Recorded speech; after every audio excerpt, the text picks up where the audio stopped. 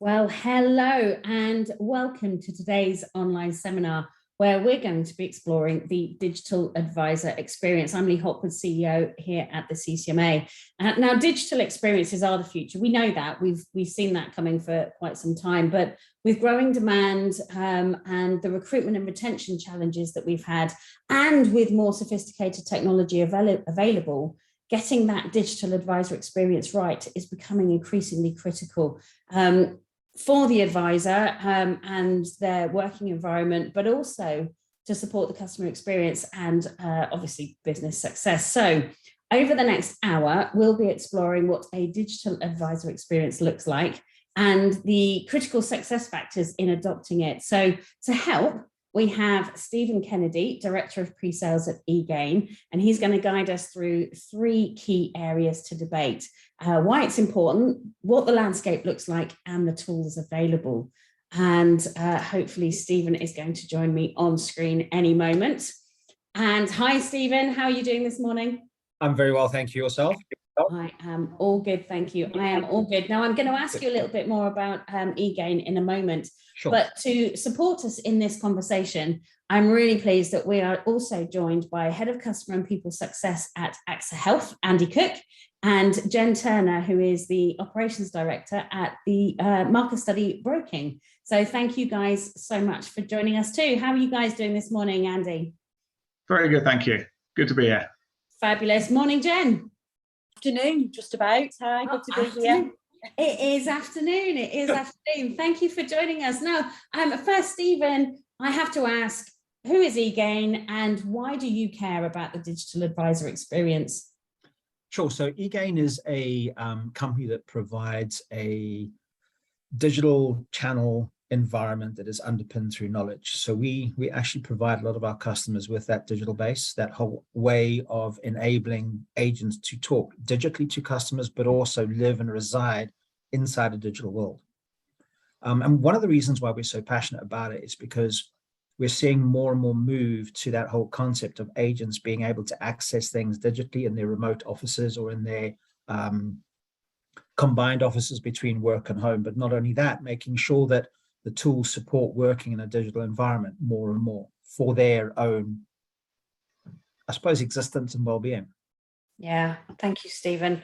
And so, Stephen, did you want to share with us first the why? I know you've got a couple of slides with some great stats on. I do have, so if you don't mind, let me just share quickly and we will take it away. It's just... So just very, very quickly looking at the three things: the why, the investigate, the landscape, and the refresh tools, and we'll do this slowly and talk between. But if we focus on the why with regard to, trying to understand why we're talking about the subject, you need to go back to where the root cause of the problem is in reality. And if we listen to what our customers are experiencing, what our customers are saying, they talk about the fact that they get, 41% of them feel that they get different answers through different agents.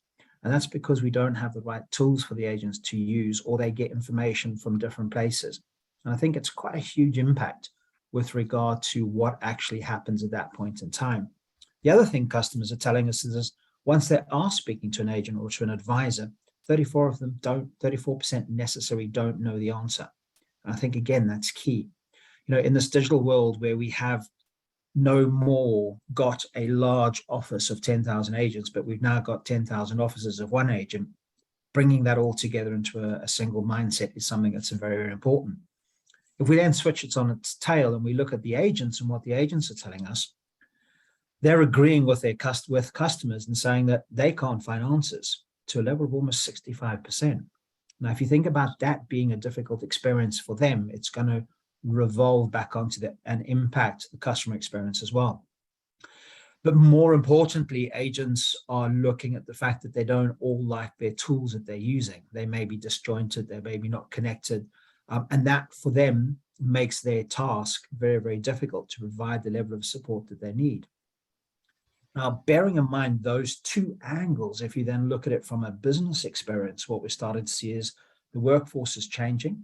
It's changing rapidly. We're getting people who are moving on for different reasons. Primarily, I think, because coming out of pandemic, people want the hybrid model, that ability to work sometimes in the office, sometimes at home. And if a company is not able to deliver that, we're finding agents are moving. That then automatically impinges or impacts on the training programs that we've got. And it seems to be that 90% of all training programs are being disrupted. We're having to find better ways to do it. Now, taking those three things into consideration then gives us the whole concept of the why we're talking about it at this point in time. Thank you. So we've got the pain points, and I want to open up the debate. So please, anybody that's watching, if you've got something you want to share, a question you want to ask, please do put it in the chat. We're monitoring it, and we will bring it into the debate as and when it's appropriate to. But please do, if you want to participate, please do share your comments and questions in the chat. So I want to pull this back a little bit. Digital advisor experience. What does that mean? Andy, what does it mean to you? That's a really good question. I think digital advisor for me is, we know that our agents are having to, in multiple industries, are having to now work in the digital space, in digital channels and everything else. But the digital advisor is something that's relatively new. It's advisors who are working primarily in the digital space. As Stephen said, they're not sat within big contact centers with teams around them, the team leaders, the team managers, the real-time analysts, whoever it is. And so they are working in actually quite an isolated space, purely digitally. And I think that's one of the biggest challenges that a lot of businesses are now facing, is how do we, when you've got teams who are working on their own at home for a predominant amount of the time, whether it be full-time or hybrid, how do we make them feel part of something, and make them feel part of something special, and make them feel part of a team, a company, the purpose of whoever it is. So the digital advisor is someone who effectively is someone who is working in isolation and are only really connected to their customers and their colleagues in that digital space, which, as I say, that's the challenge that many of us are now facing, of how we create that brilliant digital experience for our teams. Yeah, I agree. And Jen, I ask you the same question. What does it mean to you? And I want to extend that out a little bit and ask you around the digital mindset. Do we need to have a digital mindset going forward? But Jen, what's your thoughts? So, really echoing on what Andy said, but for me, digital advisors kind of sort of split into two camps almost. Anybody that has joined a business during the pandemic or after the pandemic is a digital advisor, and has probably always been a digital advisor. Whether they're currently getting the great experience, it remains to be seen. But there are also lots of people who have become digital advisors through the pandemic, and they weren't digital advisors before. So I think when you skip forward to looking at solutions, you really need to make sure that you are remembering that you've got two very different, potentially, cohorts of advisors that now have amalgamated to become digital, and they may have different expectations, they may have different needs and different requirements. And Nick is on the chat has said, do you quantify digital advisors as they don't work in voice? And I think that's really what you're pulling out there, Jen, is there is the digital advisor experience, which is I'm sat at a desk, I'm sat in front of a PC, a laptop, I've got my camera, I've got my microphone, I've got all of the apps in front of me, maybe 2 or 3 screens, and creating that digital environment to enable them to do their jobs to the best of their ability.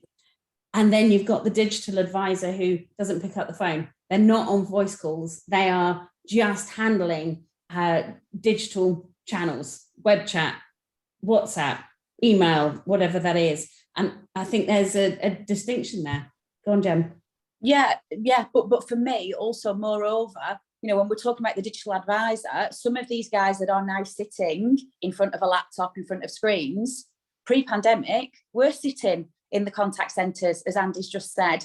And so we've forced some people to become digital advisors. Even if they've embraced hybrid working, it is a very different way of working for them than it would have been pre-pandemic. The vast majority of us probably worked in operations where there was no home working pre-pandemic. So again, it's important to remember, like I said, you've got you've got different needs depending on you know, where your advisors started their journey with you and at what point in time. Well, Yes. I think that's a really important that. Sorry, go on, Leigh. I was going to say, I think that's a really important point you made there, Jen, is that the shift to digital advisors, if we're talking in a category that they are digitally working as opposed to working in digital channels, that was effectively, for many of us, it was a crisis response. It was a crisis response, which was, we had to go from a place of very quickly, how do we do this to make it work at a very basic functional level?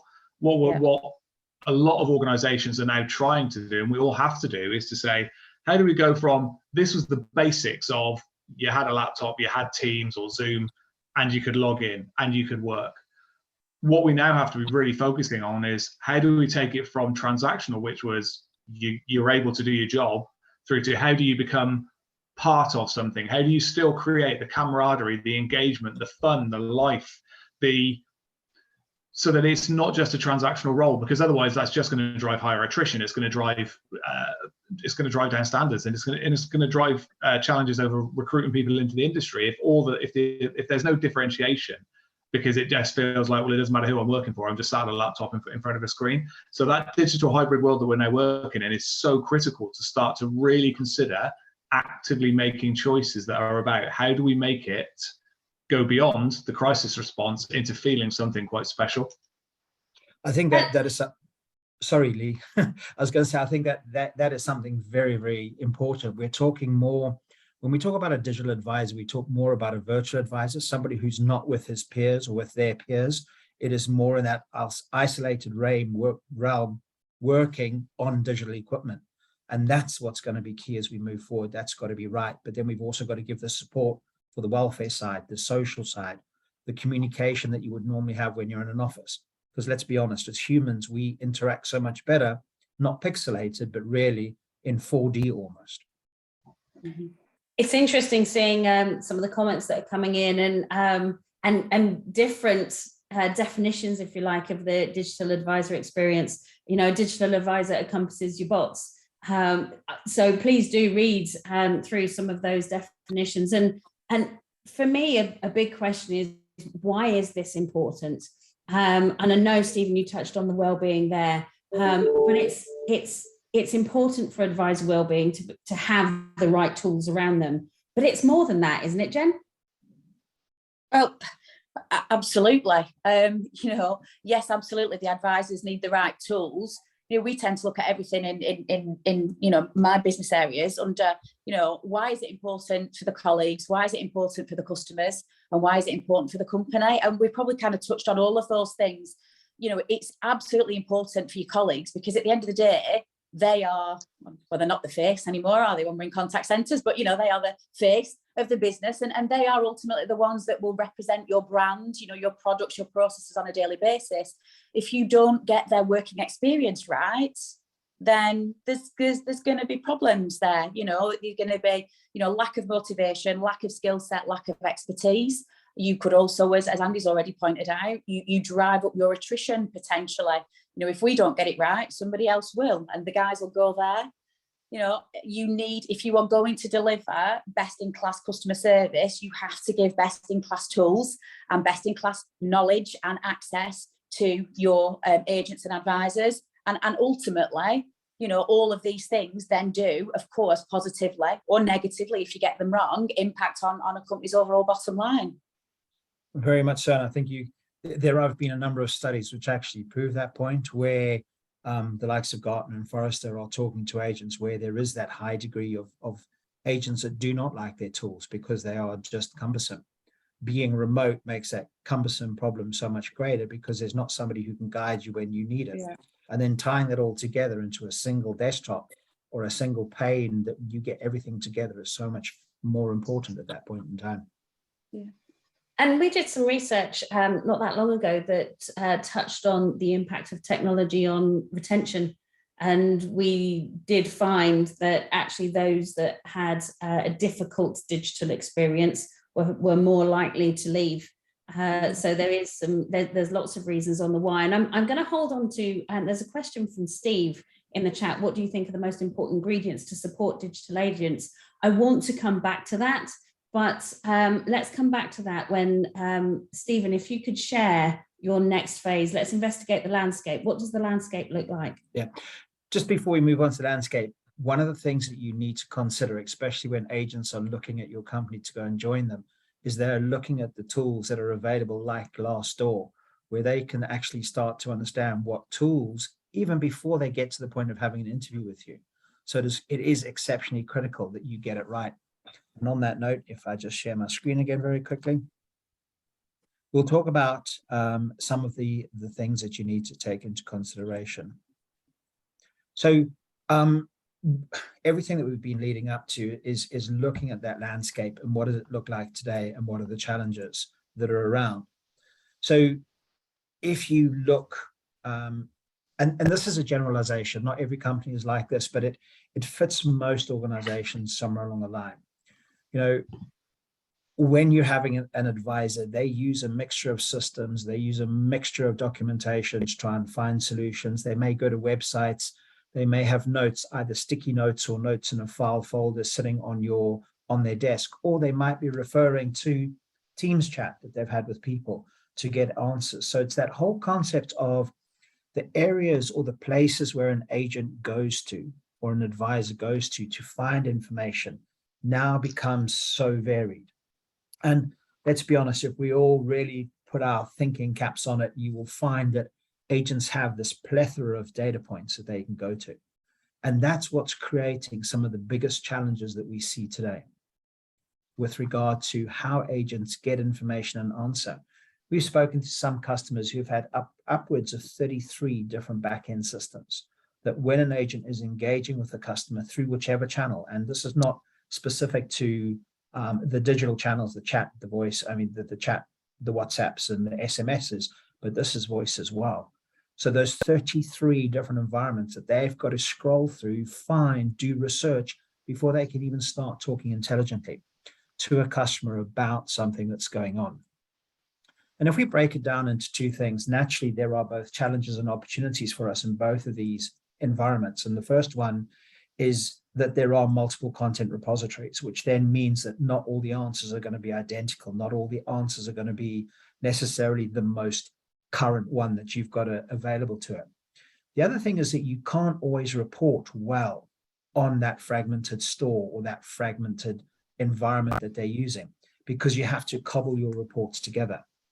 It also brings into the fact that each one of those have their own ownership stack, which you've got to talk to, whether it's a SharePoint site that may have one group of people who own the content that's on there and it is only there for viewed information, or whether it's a website which is handled by a completely different group.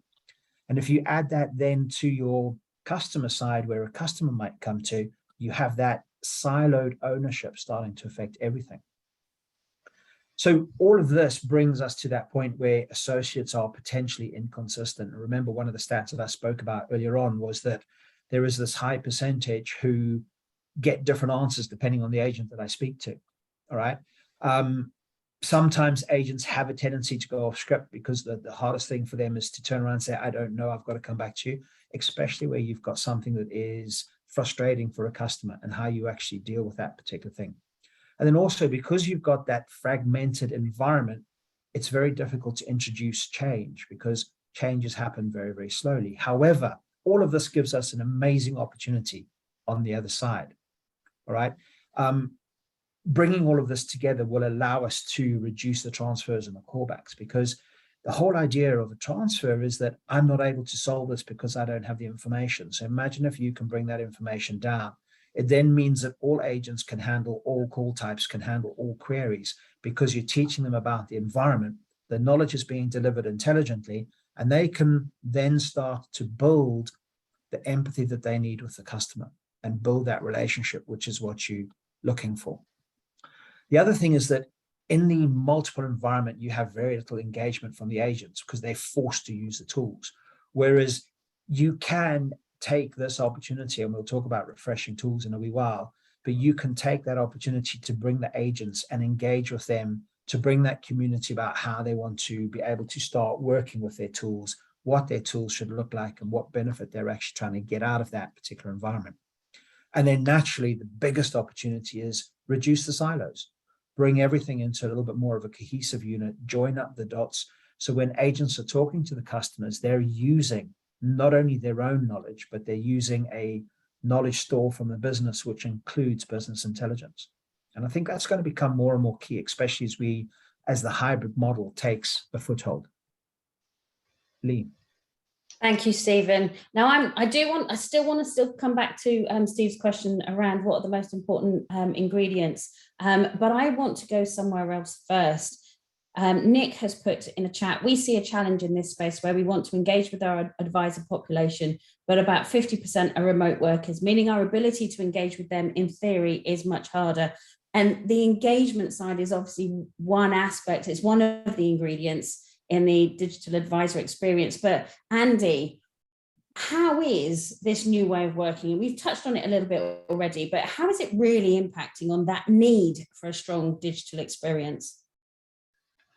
I think it's critical. I think that I'm very much putting my current role with my people and EMPS and engagement hat on. In a world where you were able to run a competition and you could physically give that person the prize in the office and go, look, here you go, here's a bottle of wine or whatever, or chocolates, whatever it might be. That was high impact, high visible, low effort. And that just made people feel special. And actually making people feel special and making people feel part of something in a digital world is really, really difficult. I think that the critical thing has to be mindset, and it has to be the mindset of the leadership teams. And that's right from senior leadership teams all the way down through, because we can give everybody the best technology in the world. And this is true even on the advisor experience, whatever it might be. There has to be the will, and there has to be a real mindset of, I am going to make active, conscious choices to engage with my team today. And I'm going to, the equivalent in the same way that we're in a physical environment, you'd have walked up to someone and gone, hey, how are you today? It's making those conscious choices, and you have to do that. And that can be done in 1,001 different ways. It can be an instant message, whatever it might be. But actually, the best thing is, in a pixelated world, a pixelated video image is still better than nothing. Just those little check-ins. But it's got to be a conscious decision that people are making to really want to do it. Now, off the back of that, you start to build trust, you start to build relationships, you start to build empathy and understanding with one another. So it's something that has to be actively fostered. So for me, the critical point of this, of engaging with our people, is making conscious decisions, not paying lip service to it, not just doing it because that's the time I've got allocated in my diary. It is, I want to bring my team into this. I want to make them feel part of something. But that has to be multi-layered. That has to be multi-layered in the activity you're doing, but it also has to be multi-layered through the organization, that every single person has to fundamentally believe this is the right thing to do, to bring what otherwise can just be words on a page when it comes down to mission statements, objectives, whatever it might be. Conscious decisions and conscious mindsets has to be the start point. Then when you move into the other world, then you've got to have the platforms and the tools to do it. But I think this is where the human never goes away. You've got to have the right mindset. Jen, did you want to add to that? Yeah, I was just kind of reflecting when we kind of went into, crisis mode of, crikey, we need to move everybody out. And we actually did sit down as a leadership team, because we had to force ourselves back into kind of conscious competence. Your rhythms and rituals when you're on site in a contact centre have been embedded over a period of time, and they just become organic. So we did actually sit down. It sounds a bit silly, but it worked for us, and kind of work through, okay, when you're site-based, what are the touch points, the meetings, and what tends to happen, at the water cooler or this, and how does everybody get their breakouts? And we actually sat down and said, okay, so not how do you force map that to a work from home situation, but how do you make sure that when we all disappear into our respective digital workspaces, how do we make sure that we keep the focus? It's very easy to fling out information that is company information. These are the things you need to know. These are the processes that you need to, to adopt, change. This is the training you need to attend. Here are the business updates. It's less easy to continually, be in conscious competence around, when was the last time I actually saw that person on screen? As Andy said, it's all around mindset. It can be, too easy. And sometimes, I can be guilty of it. You can go half a day and you think, I've not seen anybody today, and yeah, absolutely. And moving forwards, just because we've moved out of pandemic doesn't mean that those things aren't important. They are just as important. Site-based, working digitally, as ever. You will not motivate, inspire and engage people by sending them Teams messages. You just won't. It's really the point you made there, Jen, around saying you can go half a day without talking to someone. I think it's really important. It's a really important reflection, because we can talk about this stuff, and I'm, for example, I talk about this stuff, I think about this stuff a lot, but I don't always get it right. I don't always role model what actually is as well as I could, because we get sucked into the transactional, we get sucked into the deliverables, we get sucked into the day job. And sometimes you have to force yourself to really take that step backwards. I look at the world I've joined. I've been with AXA a relatively short period of time. I'm forcing myself to go into the offices as much as I possibly can do in a hybrid world. So I'm saying to my teams, I'm unapologetically hybrid, because when I do go into the various offices around the country, I build relationships with these people who otherwise would be digital, and I meet people I otherwise wouldn't meet. And it's so important. I get more from those sessions than I ever would in a whole day working just digitally. But and again, that's personal preference. Purely remote work is, again, it's harder again. But I think it's remembering to be human, I think, is so, and taking the time out and giving yourself the time to do it is so important when you're looking at employee experience. And it is more challenging on the pure digital world, admittedly. I must admit, one of the things that we did for a while, because I run a pre-sales team, we have been digital for a hell of a long time. However, during pandemic, we discovered that sometimes it would be good just to have a Zoom or a Teams meeting running in the background with video, and you would be engaged doing your day-to-day job, but you would be seeing somebody else. That whole concept of, I've always, you're in the dark, so to speak, but then just by having it there, not necessarily for any reason other than seeing somebody else's face or their expression as they're working, sometimes helps a hell of a lot. And it's moving away from that 2D via email, via chat, and bringing more and more into a 3D realm. Yeah.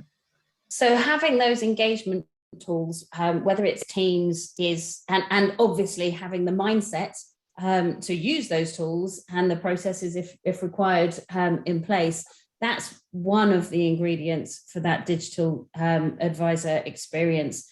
But clearly, when thinking about that advisor that's sat in front of a screen, as well as that side of things, I have to talk about a knowledge base. Hey, eGainer on the call, but having that access to information, again, you haven't necessarily got people around you, but it's clearly having access to that knowledge base where the conversations are now more complex, more sophisticated than they've ever been before, is really important for the advisors.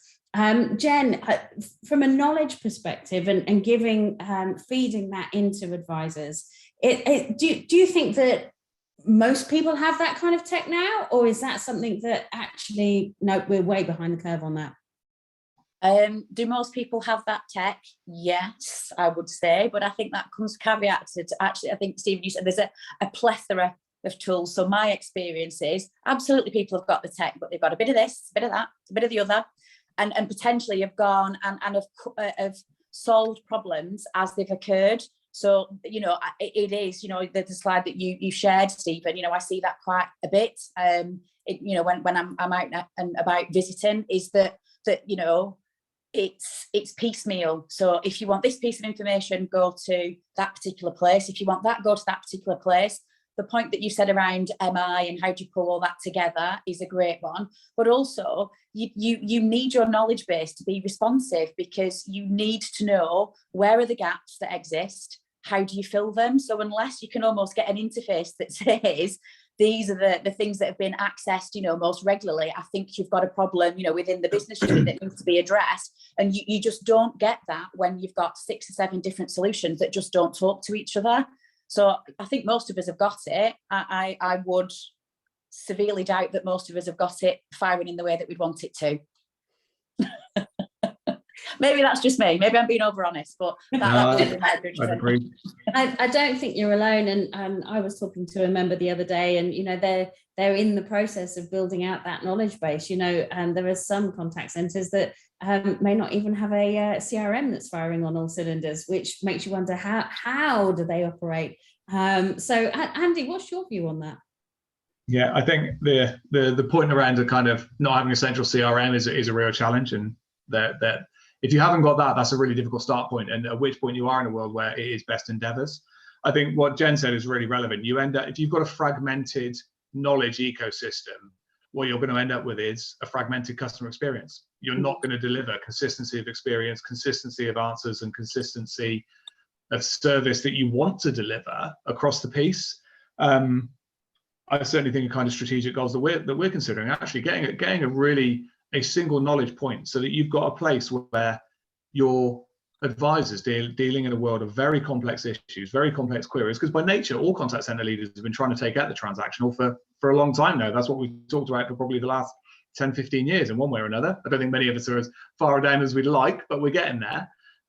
So as we layer more and more complexity onto our agents in terms of having to handle more channels, handle more complex types of queries, giving them a fragmented ecosystem where they're having to search for different things in different places, and hope that they make the right decision in the moment on that call or on that chat or on that email of pinning different pieces of information that may be completely relevant and overlapping, but we're hoping that they're putting together that jigsaw puzzle and then giving the right answer to our customers.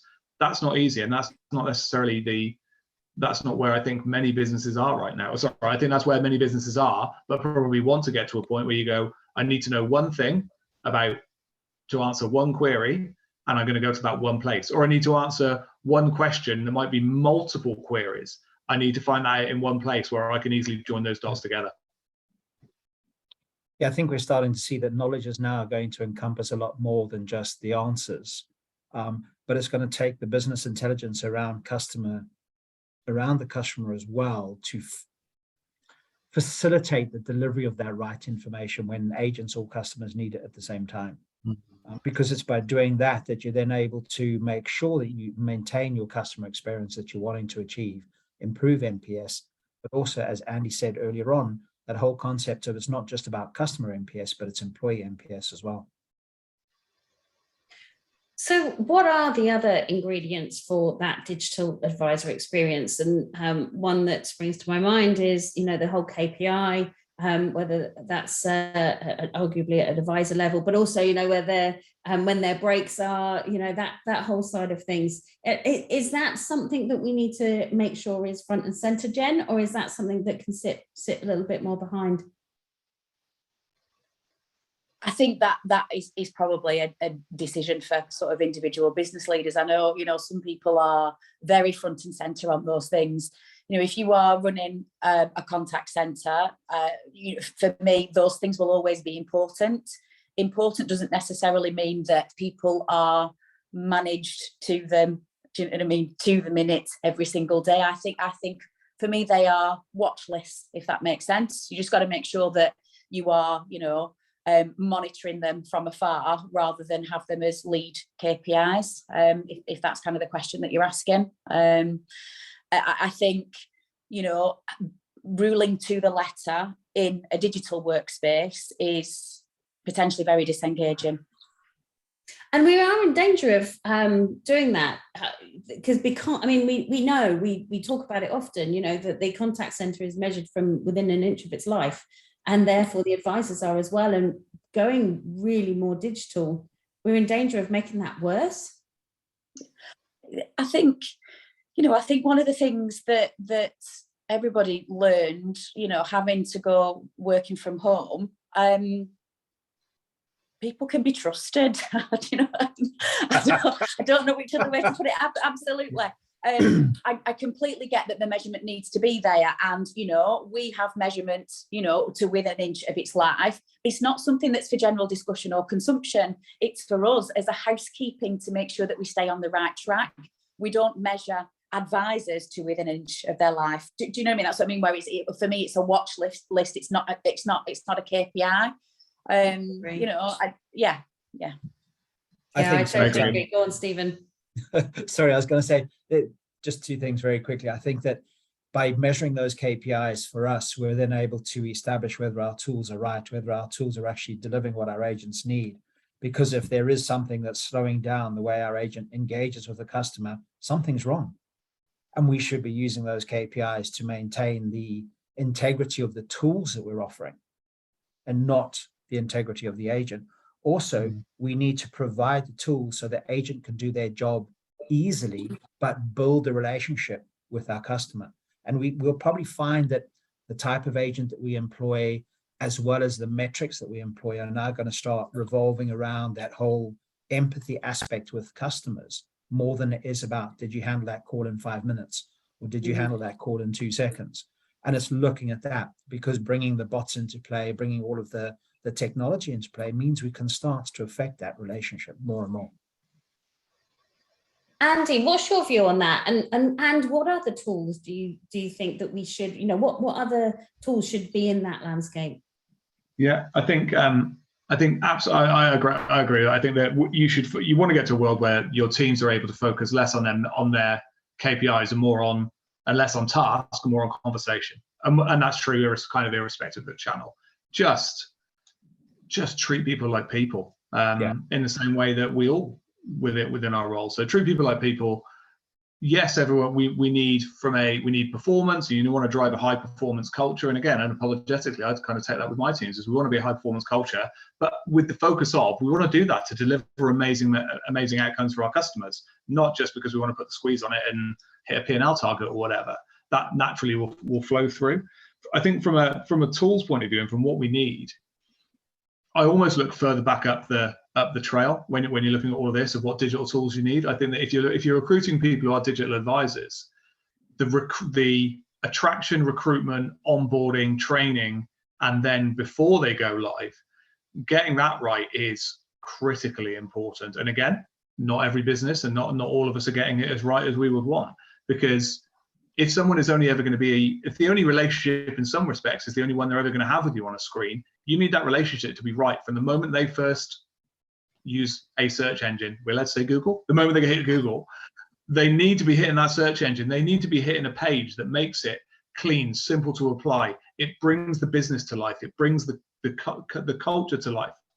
It's honest about the culture that it's trying to do. And then they go through that recruitment process has to be quick and clean. It has to be easy. It has to make them feel wanted and valued. And similarly, when they're onboarding, the days of somebody walking in on their first day, kind of walking in and going, wow, this is a great office, and you get that warmth from your new team, that's really different now. And you have to focus on, have we got the right tools to be able to onboard people effectively? Have we got the right tools to make them feel part of a team from the moment they first turn that laptop or that computer on?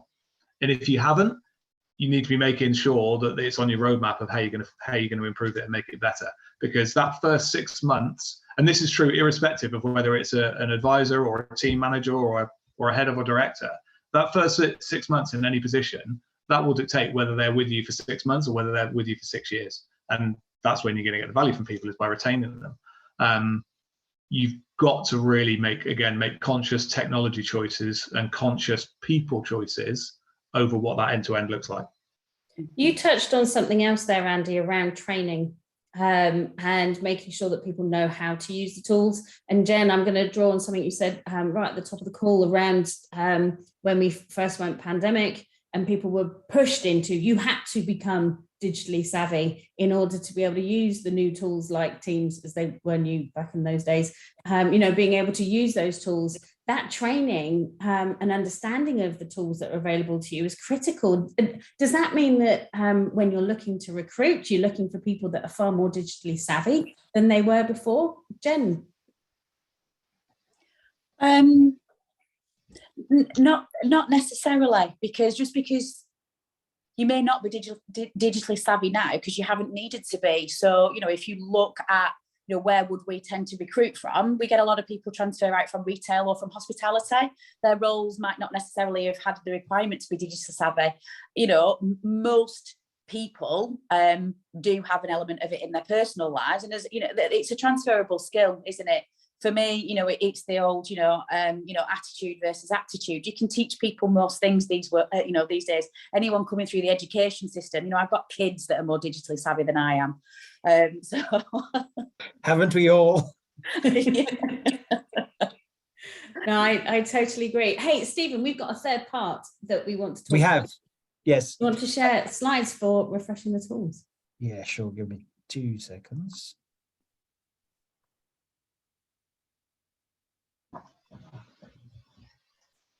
I must Sorry, I admit, my lost. kids are far more digitally savvy than I am. Yeah, but I think that's digital immigrants versus digital citizens, right? We're all digital immigrants and they're all digital citizens, so to speak. Yeah. So just to close off on that whole concept, oh, my apologies, I went a little bit too far. Just looking at the supporting tools and how we can actually get around this. You know, if you look at the image in the bottom right-hand corner, previously we had a whole host of different data stores, a whole host of different sources of information that an agent could get to. What we're starting to see is you have that single knowledge base for your agents. And Andy, you mentioned this earlier on. It's that one-stop shop. Go one place where I know I'm going to get the answer. And that answer doesn't have to be just an article or something that tells me how to do something. It could be anything that is important to actually help that customer. Standardize your content. And one of the biggest things with the siloed environment is that our content becomes individual in its own uniqueness, because we all build content in a slightly different fashion. So single knowledge base will bring you that standardized content, which means it is far easier to train, because if everybody understands what the content looks like right in the beginning, it's so much easier to use. Then optimize your search and browse, and that ties back to analytics. By understanding how people are accessing information, are looking for items of knowledge. Now, I'm not strictly saying knowledge purely here, but this could be anything from, you know, how do I look for an account balance or something like that? If you're doing those type of searches, you'll start to understand how agents are accessing it. And you've got to have the tools to quickly change. I think, Jen, you mentioned that speed of change is equally important. You know, you've got to change things as quickly as you can. Also look at using deflection or self-service for those type of calls that are high volume but low complexity. Take those away from the agents. Let the agents focus on what you've actually got them employed for, and that's building that customer relationship, building that customer retention. And then naturally, by doing all of this, you've got knowledge governance. You've got that ability to understand where knowledge is coming from and how it's coming from there as well. So the whole idea is that by linking those tools together and almost like a single pane of glass, you are getting so much further down the line. So if I bring the next slide just very, very quickly, don't try and do everything all at once. I think from a challenge perspective, when we're talking about this, everybody thinks you've got to do everything at once. You don't.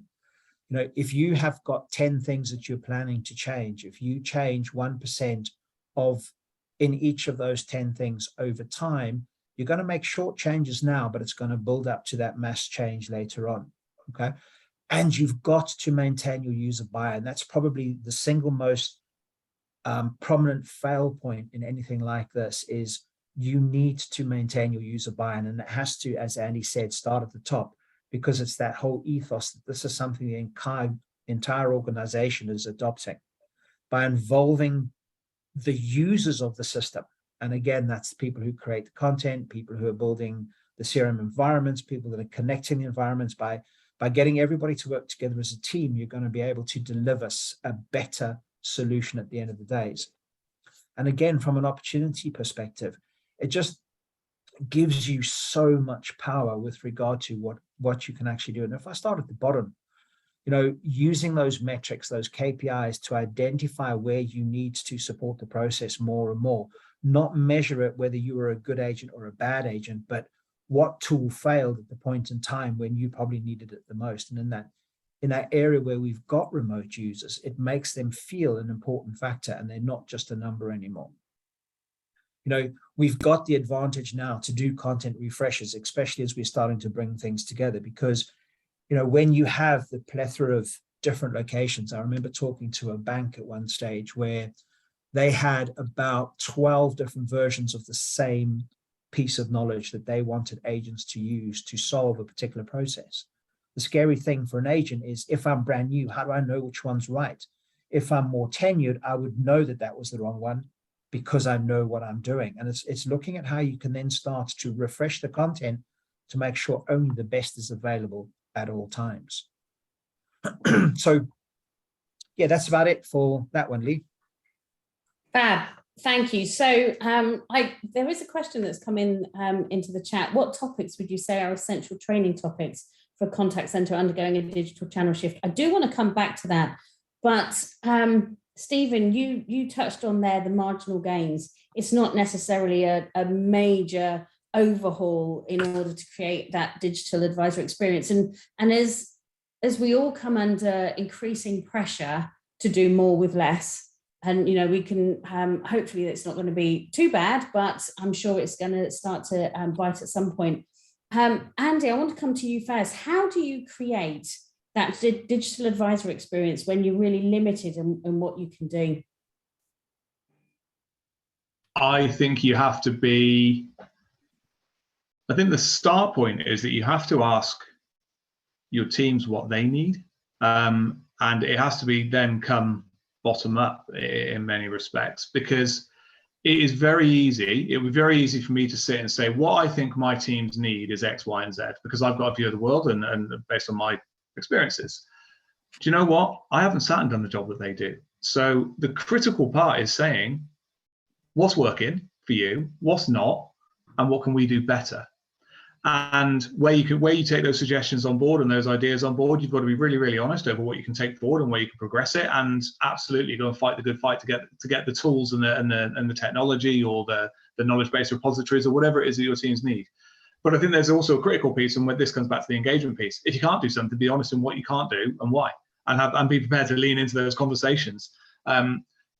There is a risk that businesses do, which is everything becomes technology driven, purely technology driven, and it becomes driven by your technology teams and the technology capabilities.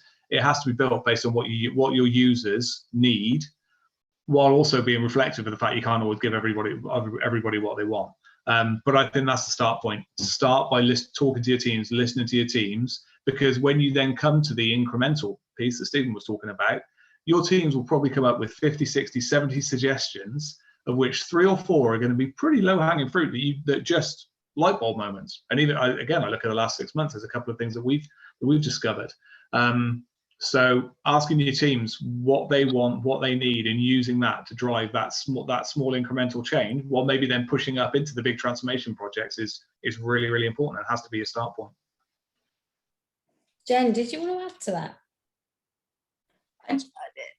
Do you know what? It's everything that Andy said. I know we chatted the other day, just saying, it's not an IT-led thing. It needs to be an operations-led thing. And, success oftentimes comes out of simplicity. Let's start with the basics. Let's ask the basic questions around what's stopping you, what do you need, how do we take this forward? You could start to massively complicate. And as you said, Stephen, marginal gains, absolutely. What is critical? List your top 3s. It's all the basics of problem solving. And I guess that if you go out to your teams and ask specifically around how we can make this experience better, digital experience better, and you get 60, 70 ideas, you get 150 ideas, and there is that need to have that closed loop to go back with, that's a great idea, that's going on the roadmap for 6 months' time. That one, we've looked at that, unfortunately, and just having that closed loop so that you start to build the trust that you talked about earlier as well, Jen. Well, absolutely, because, if you take us right back to the beginning of the call, and how do you keep people engaged in a digital workspace, not going back to them to thank them for their ideas, let them know whether it's progressing or not and why not, is a surefire way to, put that at risk, isn't it? Yes. Go on, Stephen. I think one important thing is that there's no idea is a bad idea. Yeah. It doesn't matter how simple the idea is or how complex the idea is, air it, let it be known, and then respond accordingly. No, very good, very good. So I am going to come back to Rachel's question. What topics would you say are essential training topics for a contact centre undergoing a digital channel shift? This does lean on to that digital advisor experience being more around working on digital channels. But Andy, what's your answer to this? The other part of the question there was the end goal being multi-skilled and moving advisors to digital channels from voice. I think it's different for different industries and different businesses, right? Because you'll have different tech, different products, different cultures and everything else. I'd say my biggest learning of doing this over the last few years is recognize that not all digital channels look or sound the same. there is a risk that actually you say, okay, we're moving from voice and we're moving into digital channels, and therefore that's what it is. Well, actually, an email, and it's a bit like we used to say emails are different from letters. Well, actually, web chat is fundamentally different from WhatsApp, which is fundamentally different from email, which is different from social media. Recognize it and make sure that you give your teams the skill set and you actively invest in making sure that they've got that tone of voice and the recognition. If someone's contacting you through WhatsApp, it's likely because it's convenient for them, they're time poor, and what they want to be able to do is get a really quick, pithy response to a quick question, same as we all use WhatsApp. What they don't want to get back by WhatsApp is, dear sir or madam, thank you very much for your inquiry, and here's the. So I think it's such a simple thing, but I got it wrong, because you have to actively say, right, this is how you talk to people in chat, this is how you talk to people in WhatsApp, this is how it is in social media, and recognize and actively invest in giving your teams the language, the terminology, the skill set to be able to do it, because otherwise you end up creating quite an incongruous experience for your customers. So that would be the first thing. And then the second is just, again, trying to then make sure that what you're doing is still enabling people to still be authentic and to still be authentically them, because you get so much warmth and empathy and everything else that you get from voice that you just don't get in a digital channel. So give them the skill set around the recognition of the different channels, but make sure that they can still be themselves and still be human, because that's ultimately what brings people into a people buy into. And all of that is really, really basic, but I think that's just the biggest learning for me of when I've got it wrong. Interesting. And Jen, you may lean into the training piece, but what are the critical success factors for achieving a great digital advisor experience? You know, what should organizations, contact center leaders be really making sure that they focus on? So I think for me, there's just two key headlines that are fairly simple. You know, that digital advisor experience, regardless of the channel that they then serve, teach those guys how to communicate down the channels that they engage with the customers, yeah?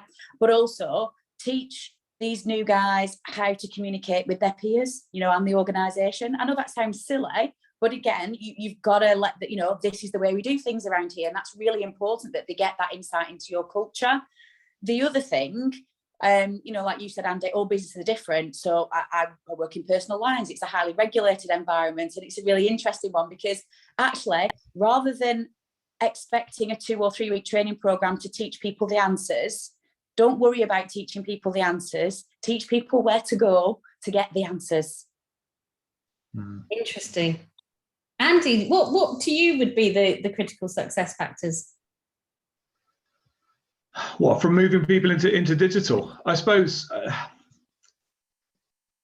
it's probably quite simplistic. I mean, knowing you've got happy customers is that, but actually the critical success factor and the critical success output is having a team who feel like they know what they're doing, which again sounds really simple, but it's difficult to do. It's difficult to get to a point where you have big groups of people working in really complex industries and really complex products, having really complex interactions, where they genuinely, in their heart of hearts, go, I know what I'm doing here. I really, really know what I'm doing. So actually, probably the critical success factor is your team's feedback.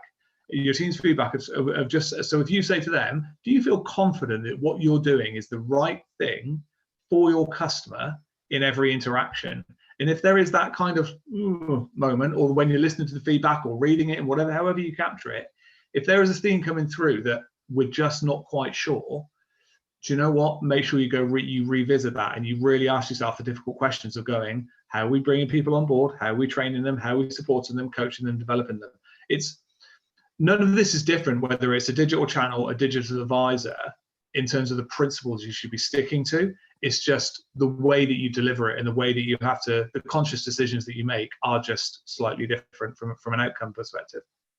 Yeah, I agree. Stephen, go on. You want to add? So yeah, I do. Lawrence actually posted something quite interesting, which talks about the whole fact of getting agents to actually experience for themselves what the customer's experience. And you need to actually blow that out a little bit more, that it's not just getting the agents to experience it, but get the people in the organization who are providing the tools to live the agent's life, to go and sit with them and see how they use the tools and see where those issues are. But not only that, you know, agents are there to answer questions and to solve problems. Get the people who create the problems in to actually experience the same things. So if you're in an organization that deals with billing, or if you're dealing with insurance, get some of the people who create the products to listen to the questions your customers are asking and understand the pain points that they're seeing, because that might affect how you change your business in general to actually improve things so much better. Thank you, Stephen. Now, this has been a massive topic to try and tackle, and I'm sure we'll break it down in various ways over the next 12 months and look at how we can continue to have the conversation. But Stephen, please give us your 3 highlights from this conversation. So to me, the 3 highlights that I would pull out is, firstly, keep it simple, because the simpler you keep it, it then makes it so much more efficient. Agents can adopt it, they can grasp it, and they can move forward. Make it easy to use, and I think that's key. Something that's complex for an agent to use will not get the adoption. And think to your own lives. If you are an Android user or if you're an iPhone user, there are reasons why you chose that interface, because you find one or the other of them easier. Exactly the same way. Make sure that the tools that you're providing to your agents are easy to use. And then finally, it's that single source. Provide an agent with a single source, a single location where they can go and get answers, whether those answers are how-tos for a customer or whether they're how-tos, how do I do something inside the business. That single source where they can go and get the information they need. Thank you so much, Stephen, and really appreciate you supporting us, Stephen, and the team at eGain. Andy and Jen, thank you so much for joining us today and sharing your views and opinions on this huge topic of the digital advisor experience. Really appreciate you joining us, and thank everybody who's been here watching us and participating all of the online seminars we do. We like to hear your views, your thoughts, and sharing your questions as well. So we look forward to seeing you at another one soon. Thank you so much, everyone. Have a great afternoon. Thanks, everyone. Thanks. Goodbye. Thanks.